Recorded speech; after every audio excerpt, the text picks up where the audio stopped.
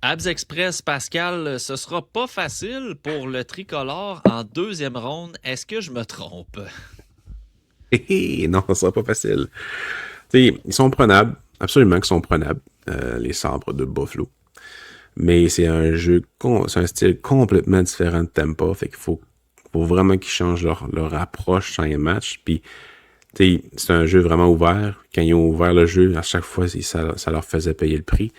Donc, la magie était un peu absente dans le dernier match là, contre les Sabres. Mais tu sais, Alex Lyon, il est correct, là, mais il a fait beaucoup d'erreurs que finalement la rondelle l'a pogné, mais qu'il n'avait jamais vu la rondelle. C'est une passe transversale très proche. La rondelle l'a pogné, mais c'est parce que le joueur il a mal tiré, dans le fond. Là. Fait que ils sont absolument prenables, mais ça va être. Ça va être un jeu d'échecs un peu mais vraiment différent. Ça, c'est vraiment plus ouvert. C'est un gros échiquier, là. Vraiment gros, là. Bien ouvert.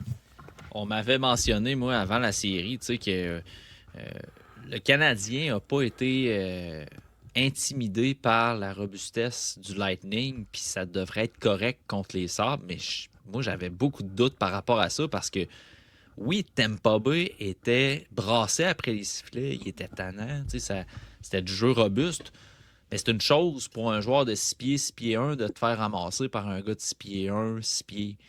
Là, Buffalo, sont costauds, là. Ils sont C'est des surtout gros gaillards, disciplinés. là. Puis ils Ils sont sont très disciplinés. disciplinés. Ouais, Moi, je vraiment. te dis, là, premier match, après deux, trois mises en échec de Jordan Greenway puis de ces gros bonhommes-là, Ouais. Joe je Veleno me suis dit, devait ouais, s'ennuyer de la galerie de presse. ouais, je me suis dit, la série va être éreintante et difficile Mm. physiquement pour le Canadien, là. Non, exact. Il faut vraiment qu'ils apprennent, comme qui je me prends. Mais pour qui je me prends. Enfin, il faut vraiment qu'ils capitalisent sur leur chance. Que chaque revirement, parce que Buffalo font beaucoup de revirements en zone neutre, il faut vraiment qu'ils capitalisent là-dessus, qu'ils profitent de leur chance, puis un avantage numérique, ça va quand même mieux. J'ai trouvé que Caulfield, tu sais, je sais qu'il y a encore du monde qui chiale après lui, évidemment, le gars de 51 buts qui en score pas en série, là. Mais je l'ai trouvé un peu plus dégourdi hier, un peu plus dans le jeu. Mais il va falloir qu'il en fasse encore plus. Suzuki était super bon, Slavkovski il y avait des bons moments aussi. Mais c'est ça, c'est faut que ça se transforme en but, tout ça. Puis Dak, ben je l'ai trouvé mauvais jusqu'à temps qu'il score son but incroyable. C'était vraiment un bon but. Là. C'est comme, wow, le but! Mais il est comme tombé puis il a tiré du revers au-dessus de l'épaule. Là. C'était quand même assez spectaculaire. Mais c'est ça, les erreurs comme Cole Hudson. Lane Hudson, il a fait une erreur en zone neutre, puis il est perdu en rondelle, ça a fait un surnom, ils ont scoré. Mais le Canadien n'a pas réussi à faire ça nécessairement. Fait que, ce genre d'erreur-là, si ça arrive de l'autre bord, ce qui arrive quand même souvent, il va falloir absolument qu'il capitalise. Ça a été dur pour Lane Hudson dans ce match-là. Là. Puis, tu sais, je me dis, bon, premier match contre Tampa Bay, ça a été correct pour lui. Là. Puis après ça, il a été excellent. Tu sais. Ouais, Lane le meilleur Hudson, joueur. c'est un étudiant de la game. Là. Tu sais, c'est quelque chose qui ressortait beaucoup Oui. dans les entrevues, au Combine, dans les entrevues depuis qu'il était avec le Canadien. Fait que j'ai l'impression que Lane Hudson, peut-être devant une nouvelle équipe, un nouveau système, il y a eu un petit ajustement à faire au premier match, ce qui a fait en sorte que générer des erreurs sur le jeu. Moi, je m'attends à ce qu'il revienne comme on Ouais. a vu contre le Lightning. Ce gars-là, je le connais pas personnellement de ce que je peux lire de ses agissements. J'ai l'impression que Lane Hudson, jusqu'au prochain match, va regarder énormément de matchs des sabres pour les analyser. Tu sais. Ben, avec Demidov, à chaque match, dans le fond, eux sont co-chambreurs. Ils regardent les matchs dans le chambre d'hôtel, puis les matchs qu'ils viennent de Ouais, faire c'est ça. pour s'améliorer. Ils en discutent énormément, les deux ensemble. Puis c'est deux gars bolés du hockey. Là. Donc, ça fait en sorte que les deux se mènent par le haut. Puis, fait que les Hudson, il a fallu qu'ils s'adaptent, dans le fond, à la façon de défendre de Buffalo, qui est un peu plus direct. Dans le fond, t'aimes pas, il défendait vraiment bas, en avantage numérique, mettons. Puis Buffalo, il défend vraiment haut. Fait que Hudson, il est un peu, pas cloîtré, là, mais il est sous surveillance. Puis l'offensive va se passer beaucoup en fond de zone. Puis c'est là, c'est l'Afcas qui va être important. Puis on l'a vu sur son but. C'est vraiment ce genre. Puis Demidov, là, le petit wraparound qui a fait la passe par en arrière, c'était parfait. mais ça peut pas toujours être ça au début. Ça peut pas toujours être fancy. Fait que c'est ça que le Canadien, il faut qu'il apprenne. Parce que quand il faut que tu joues vraiment où les cercles de mise en jeu, là, ben c'est pas tout le temps des beaux buts qui se passent. Donc, il va falloir qu'ils apprennent à jouer comme ça collectivement sur l'avantage numérique. Mais tu sais, c'est quand même de bon augure. Là. On a quand même vu beaucoup de bons jeux à l'avantage numérique comparativement à Tampa, que c'était pas beau. Là. Contre Tampa, c'était pas super beau. Mais j'ai l'impression que, tu sais, en fin de saison, même pendant la saison, tu sais, c'était quelque chose on se questionnait, on analysait, puis on se disait, ouais, tu sais, c'est correct le talent offensif, la fantaisie, mais il va falloir, tu sais, récupérer des vidanges. Il faut ramasser des vidanges. Kapanen était bon là-dedans. Les buts en série, là, c'est laid, des buts en série. Généralement. Généralement, c'est laid, mais il faut que tu sois capable de générer les occasions, de scorer ces buts laids-là. Puis, j'ai pas eu l'impression que Montréal était dans ce mindset-là contre les Sabres. Puis, tu sais, moi, honnêtement, j'étais pas surpris de la sortie du Canadien contre les Sabres au premier match parce que tu viens de sortir d'un match incroyablement intense en émotion, un 7e match contre le Lightning à l'étranger. Tu as joué ta série là-dessus. Ça a été chaud tout le match, même le match d'avant avec la prolongation. Niouk qui score, tout le monde capote, puis finalement, tu gagnes la série, tout le monde est là, là. Niveau émotion, tu es dans le plafond. Là, tu retombes dans une nouvelle série contre une équipe que tu sais que tu as eu de la misère pendant la saison, à la fin de la saison. Tu es à l'étranger, puis c'est game 1. Il y a beaucoup moins d'émotion. L'ambiance à Buffalo, ça avait l'air d'être plate pop. Non, à Tampa, ça avait l'air plate. À Buffalo, c'est bien mieux. Ah, je sais pas. Ben moi, c'est peut-être parce que j'ai stické sa toune quand ils ont rentré sa glace. Là. Je trouvais que ça faisait pas très...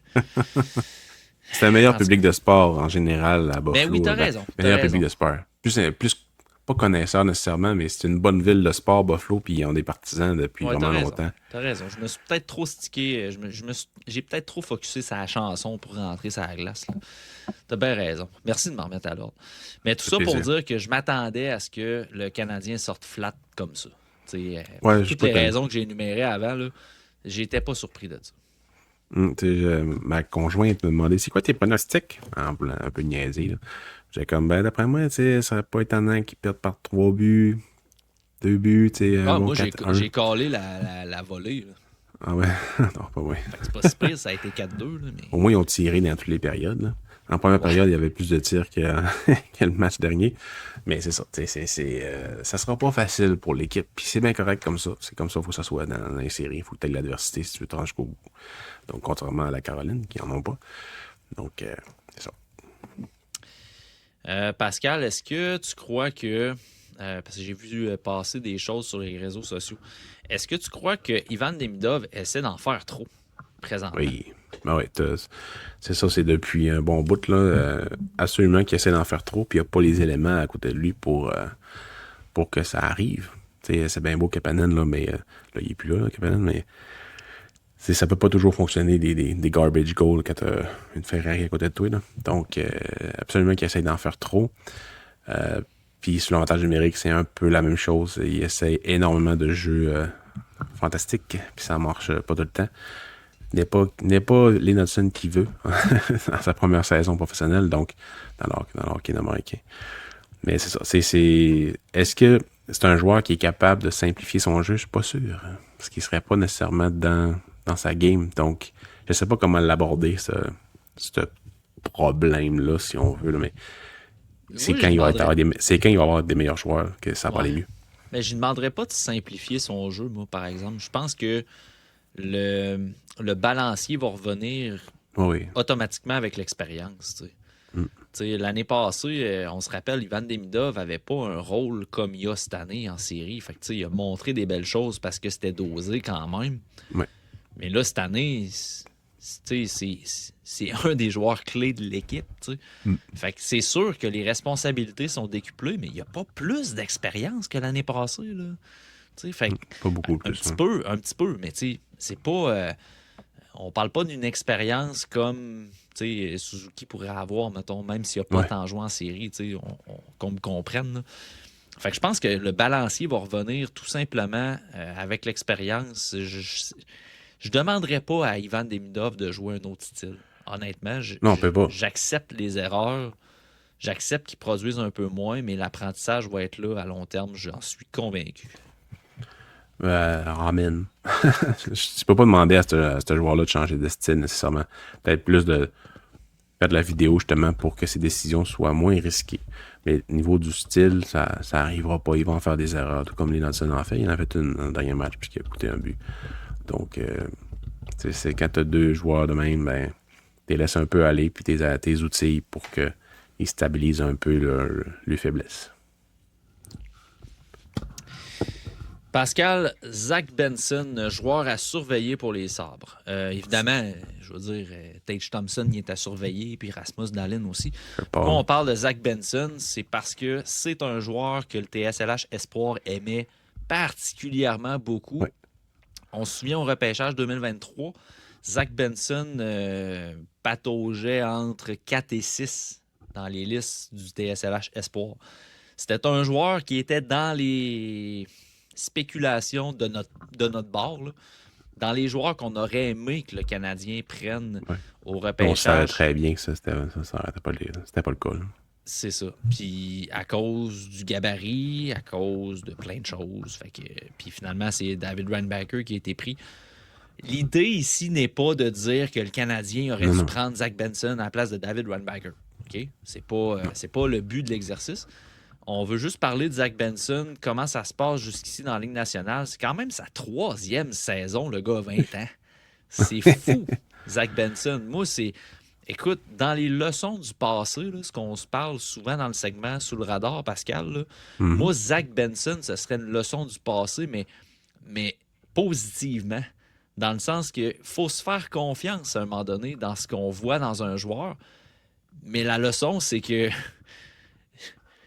un joueur de 17 ans qui présente ce profil-là peut peut-être effectivement réussir dans la Ligue nationale, même à 17 ans. Malgré son 5 et 10, 170 livres. C'est assez étonnant ce qu'il est capable de faire. Puis, tu sais, il se fait pas punir par les adversaires. Ils sont pas capables de le plaquer solidement. Oui, un peu quand même, là. Mais tu sais, il a quand même progressé pas mal en 3 ans. Puis, il a pas été toujours mis dans des situations le fun là, à Buffalo, là. Puis là, cette année, l'équipe va mieux, fait que c'est sûr qu'il va aller mieux. Mais là, il est rendu vraiment un élément incontournable du noyau. Puis son attitude sur la glace contre les adversaires, il l'appelle le petit rat, en lien avec Brad Marchand. Fait que c'est pas pour rien. Ben. Puis c'est exactement ça qu'il est. Il s'en sac, le gars. Là. Il s'en fout là, de ce qui se passe à la glace. Puis c'est ce qu'on aimait bien son année de repêchage. Puis il aurait tombé dans les mains. Au 13e rang, on se capotait au 13e. J'étais comme, aïe, quel choix. Puis, tu sais, Zach Benson, ce qu'on voit en série présentement, c'est ce qu'on voyait en série du côté de la WHL. Il est même donc, pire, je dirais. Oui, il est pire parce qu'il y a une confiance qui s'est installée après 3 saisons dans la Ligue nationale, même si ce gars-là n'a pas d'expérience en série dans le hockey professionnel. C'est quand même impressionnant de voir qu'il a transporté cet ADN-là puis qu'il l'a décuplé en série.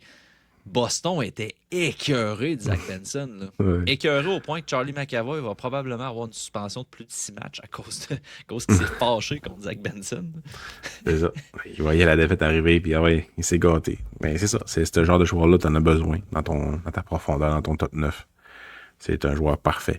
Parfait pour cette équipe-là. C'est dans ce qui leur manquait pour passer au prochain niveau. C'est dans ce qui leur manque à beaucoup d'équipes pour passer au prochain niveau, dont Toronto, dont Montréal, dont la majorité des équipes. Détroit en ont repêché pas mal des joueurs comme ça. J'ai hâte de voir quand ils vont être rendus avec Casper, Carter Bear, puis Brinson Nygaard. Donc, j'ai hâte de voir dans les salles de hockey s'ils vont prendre cette tangente-là autant. Mais ça risque d'être quand même intéressant, Détroit Buffalo, si tout le monde réussit, si le Heiser Plan fonctionne. Hâte de voir. Je porte attention sur quelques citations qu'on a faites, Pascal, en 2023 via le fameux guide du TSLH Espoir. Tu soulignais, dans le cas de Zach Benson, que tu avais 5e puis que j'avais 5e aussi au repêchage là, dans nos listes. Dans le fond, là, toi puis moi, on l'avait 5e, Simon Servant aussi. Saint-Lô l'avait quatrième, puis Saint-Lô, Seb Gagné l'avait sixième. Saint-Lô, il disait que c'était un des derniers. Dans le fond, c'était le last chance des espoirs de 5 et 10. Genre, si lui, il fonctionne pas, il en mettra plus jamais dans son top 10 ou dans son top 32. Là. Ben, finalement, ça fonctionne quand même Ouais, bien. ça Fait a que fonctionné. Benson sauve les petits. Exact. Puis dans ce thème-là, justement, Pascal, t'écrivais, oui, il est petit, mais on ne doit pas sous-estimer son apport physique dans les tranchées. Il est très difficile à contrer en raison de son acharnement et l'utilisation judicieuse de son centre de gravité bas. Puis, tu mentionnais également que c'était pas un joueur de finesse. Vraiment Puis pas. que lui, dans le fond, il a des mains rapides, un tir précis. Puis l'espoir peut causer du chaos pour éreinter l'adversaire. C'est exactement ce qu'on voit là, présentement en série dans le cas de Zach Benson. Fait que tu sais, c'est le fun de voir. Puis tu sais, je fais pas la lecture pour dire ah, on avait raison. Non. C'est le fun de voir qu'un joueur junior transpose exactement ce qu'il offrait dans le junior du côté de la Ligue nationale, puis en série. Malgré des limites physiques. Ouais, je suis d'accord avec toi que c'est le fun de voir ça. Que le même joueur. C'est exactement ça. Puis s'il fait 98 points, comme à son année de repêchage, ou bien l'année d'après, ben, tant mieux. Ben, c'est ça. Ben, tu sais, ce qui ressortait dans nos analyses, là, puis tu sais, Seb l'exposait très bien aussi là, dans sa quote, là, mais tu sais, il disait que l'offensive, ce sera peut-être jamais vraiment son pain et son beurre dans la Ligue nationale. Fait que tu sais, ça se pourrait aussi, là, tu sais, moi, ce que j'avançais dans le fond, c'est que il a les aptitudes pour être un excellent joueur de troisième trio. Puis son talent offensif élite est trop important pour qu'il ne soit pas en mesure d'exceller sur une unité offensive de premier trio. Tu sais, quand on parle de couteau suisse, là, tu sais, Zach Benson, si les Sabres continuent de s'améliorer, peut être un gars de milieu d'alignement qui va te fournir un 60-70 points. Tu sais. Fait que c'est vraiment intéressant pour ça. Puis, tu sais, ce que j'écrivais aussi dans le guide, c'est que l'expression hard on puck, qui est une expression anglaise, là, mes excuses, mais ça s'apprête très bien à Zach Benson. S'il n'a pas la rondelle, ben, il va aller la chercher, la rondelle, puis il va travailler avec acharnement pour la sortir d'un coin. J'ai dit l'année d'après son repêchage, mais c'est vraiment son année de repêchage, parce que l'année d'après son repêchage, il était à Buffalo. Donc, ouais, c'est ça. Exact. Il a commencé directement après son année repêchage. C'est ça, c'est quand même une bonne leçon à apprendre. Que on trouvait que pour son gabarit, ce serait possible de transitionner dans la Ligue nationale, mais jamais on n'aurait pensé que ce serait aussi rapide puis efficace. Puis là, en série, c'est ce qu'on voit. Là, c'est franchement plaisant là, dans le cas de l'espoir. Là. Non, exactement. Puis, pendant que tu parlais, j'étais allé voir l'entrevue que j'avais faite avec Ethan Gauthier sur Ethan Gauthier. Puis, il avait parlé de Zach Benson parce qu'il avait joué avec lui, avec Benson et Yeager. J'arrête pas de siffler en parlant, désolé. Avec Benson et Yeager au Linka Gretzky à son année de repêchage. Puis, il soulignait justement d'avoir partagé une ligne avec ces deux gars-là. Je vais m'en rappeler toute ma vie. Benson, ce n'est pas le plus gros, mais c'est un travailleur acharné. J'ai jamais vu ça, Benson. N'arrête jamais. Ses habiletés sont incroyables. Yeager aussi est incroyable sur 200 pieds. Parole d'évangile par M. Eaton. Oui, c'est vraiment c'est très plaisant de voir aller Zach Benson. Peut-être moins plaisant quand tu es un partisan du Canadien parce que, honnêtement, là, il va être tannant. Puis, ouais. dans le premier match, j'ai trouvé, Pascal, que Buffalo n'a pas eu besoin de déranger le Canadien. Non. Tellement que le tricolore était soft. Moi, j'ai trouvé qu'il était soft. C'est à la glace. Ouais, Jessica aussi. Ouais. Puis, tu sais, pour avoir regardé quelques matchs des Sabres contre Boston, les Sabres étaient sous la peau des Bruins sans arrêt. Puis là, tu vois, dans le match 1 contre le Canadien, c'est pas ça qu'on a vu. Il y a eu des coups d'épaule, oui, mais ils n'ont pas eu besoin de venir déranger puis jouer une joute mentale avec l'adversaire. Ça s'est pas fait, ça. Non, puis d'après moi, ils ont peur de l'avantage numérique des Canadiens de Montréal. D'après moi, ils ont royalement peur de ça. Fait qu'ils jouent peut-être une game un peu plus propre pour être sûr de ne pas se faire pénaliser. Puis finalement, c'est les Canadiens qui ont été pénalisés pour des niaiseries. Donc, tant mieux pour eux. Ils ont réussi, je pense, à marquer 2 buts sur l'avantage numérique, si je me souviens bien. 1 ou 2. Fait que... 2. C'est ça. Qui était le 2 premiers, là. Il n'avait pas marqué en avantage numérique encore en série. Non, ça allait pas super bien. Genre, les 40 derniers, 45 derniers, il n'avait pas scoré. Donc, non, c'est ça. C'est comme... ça va être une bonne partie d'échecs très différente de l'autre, comme j'ai dit tantôt, contre Tampa. C'est vraiment deux hockey différents. Tu sais, un bon baromètre. Oui, contre le Lightning, ça allait indiquer un peu ce que le CH allait manquer pour la construction future du club, là, parce que c'est une équipe expérimentée, parce que c'est une équipe talentueuse. Mais je trouve que le baromètre avec les Sabres est plus intéressant parce que là, on affronte une équipe qui est plus grosse. Puis en série, souvent, c'est ce qui dicte la voie, là, le gabarit. Là. Fait que tu sais, ça va peut-être être plus indicateur de ce que ça va prendre dans le futur, dans l'alignement, cette série-là, je trouve. Absolument. Je suis très d'accord avec ce que tu viens de dire. Je pensais que j'allais finir avec un Amen. Amen. Ouais. Je pensais aussi que tu allais finir. Parce que tu as flirté avec l'idée de parler des arbitres là, quand que le Canadien, tu disais qu'il était puni. Puis on avait commencé avec ça. Fait que je pensais que tu allais boucler la boucle avec une affirmation que les arbitres n'étaient pas bons.